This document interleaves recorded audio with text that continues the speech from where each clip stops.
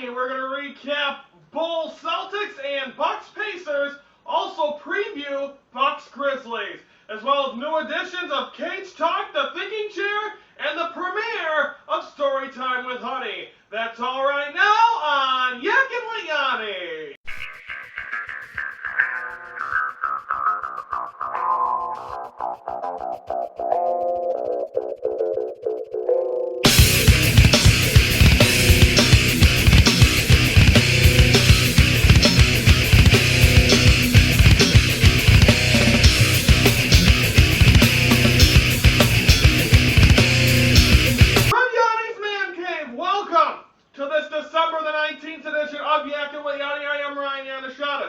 We're going to kick this off. We've got a lot of stuff. Let's recap the action from last night. First with the Bulls and Celtics. Kicking off with the bullet points. The Bulls won this one in a final of 100-89. And strong start for the Celtics. It seemed like they were nailing all their shots between Rajon Rondo, Paul Pierce, Kevin Garnett. They were really leading this team, playing very well in that first quarter. Got up to about a 5-6 point lead. Looked like possibly they could run away with this one early, but that ain't what happened. So I want to bite the hand that fed you. Nate Robinson in an unbelievable game. He had, I'd say, literally about 4 steps behind the three-point line. He made a three. He was just up there. And of course, for you that don't know, he was a former Boston Celtic. Nailed the shots. And I think when you face your former team, that's when you really want to say, hey, this is what you get for not believing in me. And he definitely showed it last night. And then finally, it was actually a triple-double for Joakim Noah. Great job for him. He really spiked it up. Him and Kevin Garnett having little words. Them two had words before in the playoffs. Kevin Garnett gets in a fight with everyone. I've told you about this before. I had an argument with him, or telling him about what he did not too long ago.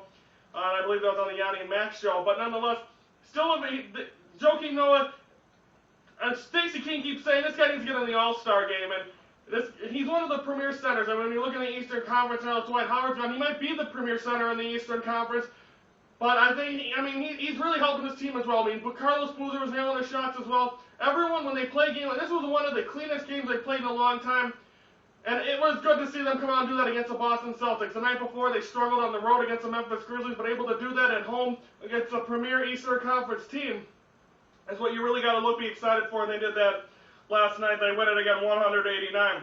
Bucks at the BMO Harris Bradley Center against the Pacers. They win at 98-93. Bullet points first one. In need of Granger. They're just missing that supremacy. And they definitely could have got a win when they have him back. But the guy that's filling in for him, I talked about him the last time these two teams played each other, and that was Paul George.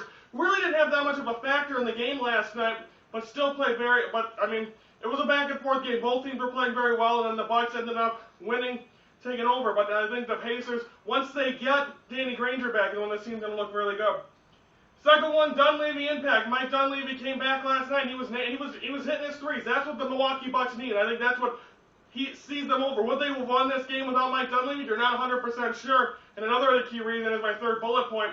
But the fact is, I think Mike Dunleavy is going to be a key to this team. He's been out, he's been hurt, but it was very good to see him back on there. And with the Bucks getting healthier, it can only help them play that much better in their division. That's a big win as well.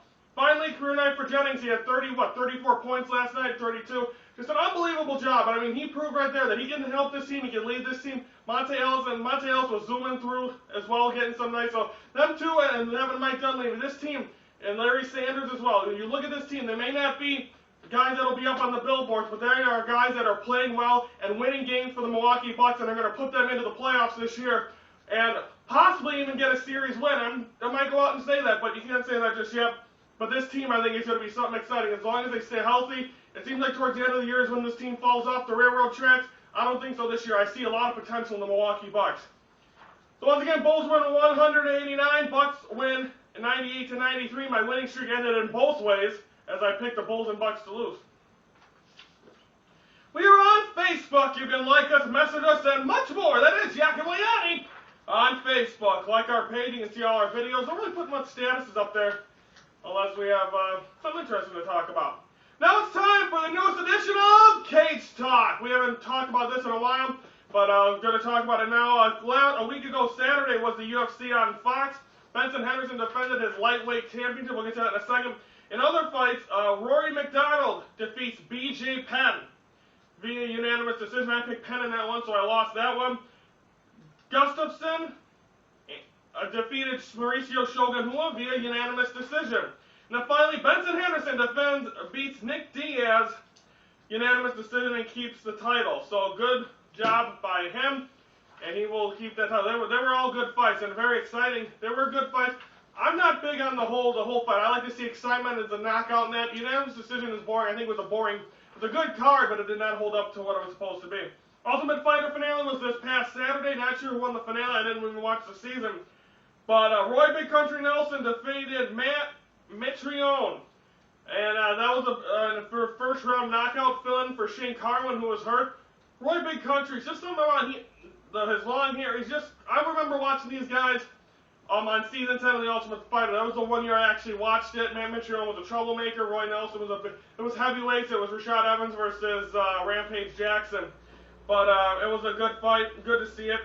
And it was good there. We'll have it next week, because next week we'll be talking about next week's schedule a little bit, but next week's Cage Talk, next week's Cage Talk, I will preview some of the cards, some of the announcements that's happened with the UFC. That'll be next week, and it'll also be previewing the December 29th pay-per-view, the rematch for the heavyweight title. Where's the one place to watch all Yackin Wit Yoni programming? It is our home on YouTube. You can watch all episodes. That's Yackin Wit Yoni, and it's home of YouTube. Okay, it is Wednesday, and that's usually in the middle of the week when I like to vent and talk about stuff, and what's been on my mind all this week is the tragedy, of course, at Sandy Brook Elementary School.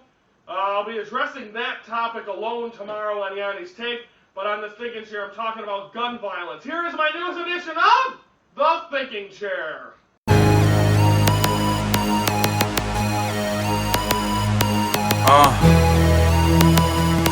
Welcome to my newest edition of The Thinking Chair, and today I'm going to be talking a little bit about gun violence and gun control and all that kind of stuff. I'm kind of leading into the tragic shootings of the past month. I mean, when you look at what happened with Javon Belcher and the murder-suicide, and then, of course, this past Friday with the children of the Sandy Brook Elementary School in Newtown, Connecticut. So, again, my thoughts and prayers go out to them, and I'll be talking about that on tomorrow's show. But nonetheless, just about gun control, everyone talking about it. My thoughts on this is that anyone who wants to have a gun, I think it's up to them, but I do think they need to do background checks if you're mentally ill or if you have a disability or things like that. I think you need to be stable to be able to have a gun.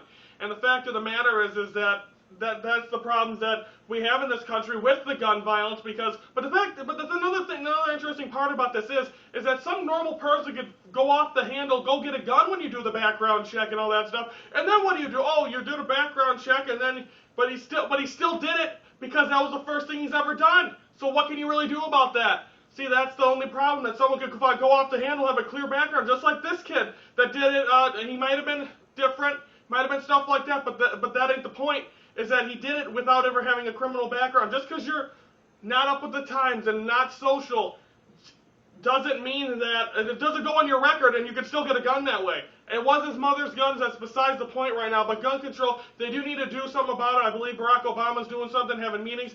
I'm not really sure. I don't own a gun. I don't want a gun. I'm not a hunter, even though I'm from Wisconsin. I don't get into any of that stuff. I think it's pointless to kill animals. So I would have no use for a gun. I think guns are pretty dumb. And for self-protection, yes. Self-protection, I think you do deserve a gun. But to what degree do you need them? I think people are saying you shouldn't have them in school. You shouldn't have them I think you should have them in public places where if someone does come in with a gun, you're able to shoot the dang person or at least scare them off. And you wouldn't see as many as that. That's my point in this. And I think that's the point of this whole thing, is that have them in public places, even at schools, but not well protected, where kids can't get them, kids can't touch them, just in case of an emergency.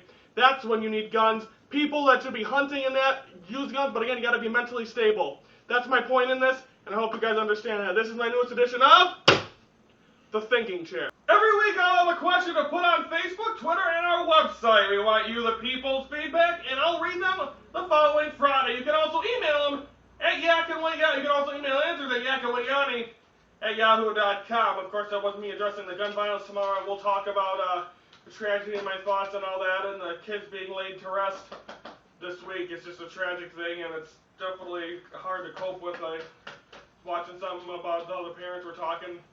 Just terrible to see that.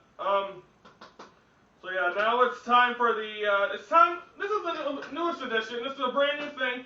People said they want to see more of Katie. They just don't want to see her on Mondays. So I decided to throw throw her in again during the week.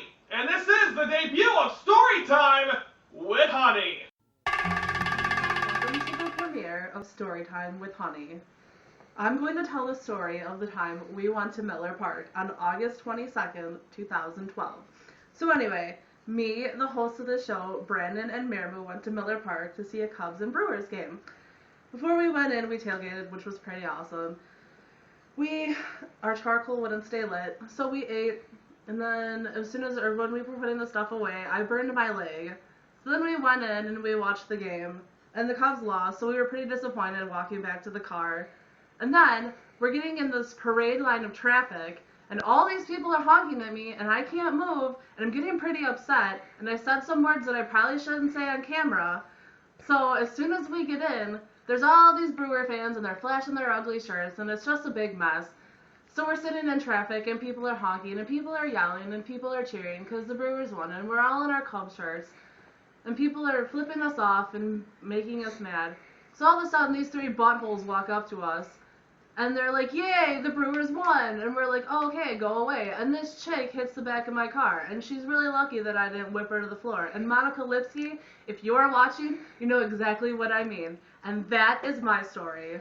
Katie brings it better than ever as she dips into the entertainment and gives us some of the big stories going on. That's every Monday on Yackin Wit Yoni. Good job by Katie. That was at Miller Park. Mirmu, Brandon, I believe, will be on this show.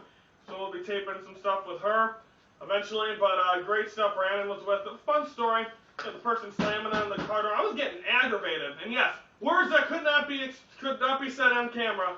I cannot say them. But we have a bunch of other stories. Next week's story, when we went down to Miami last year to see the Cubs, she's got a story about that next week. That was the newest story time with Honey. Now it's time to preview Bucks Grizzlies tonight from the FedEx Forum in Memphis.